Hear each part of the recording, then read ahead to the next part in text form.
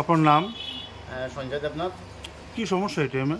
Actually আপনার এই এটিএমটার মধ্যে যখনই টাকা তুলতে আসি তখনই একটা বার সামনে একটা লেখা আসে ঠিক আছে। তারপর ওই লেখাটার জন্য না আমি পিন নাম্বার দিতে পারছি, না অ্যামাউন্ট বসাতে পারছি, কিছুই করতে পারছি না। আর ওই দিন একটা আমার নতুন পিন এটিএম এসেছিলো, কিন্তু ওই এটিএমটার পিন নাম্বার চেঞ্জ করতে গিয়ে যখন ট্রাই করছিলাম তখন আমি লেখাগুলি কিছু বুঝতে পারছি না। এটার জন্য আমি উদু যেতে হয়েছিল। তো এটি একটা অনেক দিন ধরো সমস্যা, প্রায় ধরুন 2-3 মাস ধরে একই সমস্যা চলছে, কিন্তু এটা ঠিকও করে না, কিছুই করে না। এটার জন্য আমরা টাকা তুলতে অনেক সমস্যা হচ্ছে। এটা কোন এটিএম? এটা কাকরামান নেতে মানে পাঞ্জাব ন্যাশনাল ব্যাংক এটিএম। এই সমস্যাটা যে কতদিন ধরে? 3-4 মাস হবে মিনিমাম। এই সমস্যাটা এখন পর্যন্ত কোনো সমস্যার সমাধান না, হয়? কোনো সমাধান নেই। পাঞ্জাব ন্যাশনাল ব্যাংক ব্রাঞ্চের সাথে যোগাযোগ করলে তারা বলে ট্রাই করা এভাবেই হবে।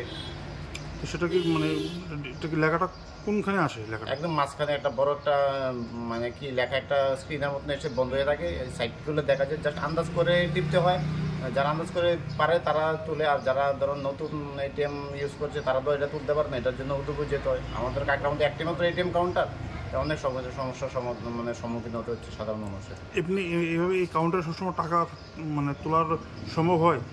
টাকা ধরে যারা পুরাতন তারা তো তুলতে পারে, কিন্তু যারা নতুন তো তারা কেউ তুলতে পারে না। আর পিন নাম্বার তো চেঞ্জ করা যায় না এখানে, এটা উদুপুর যেতে হয়।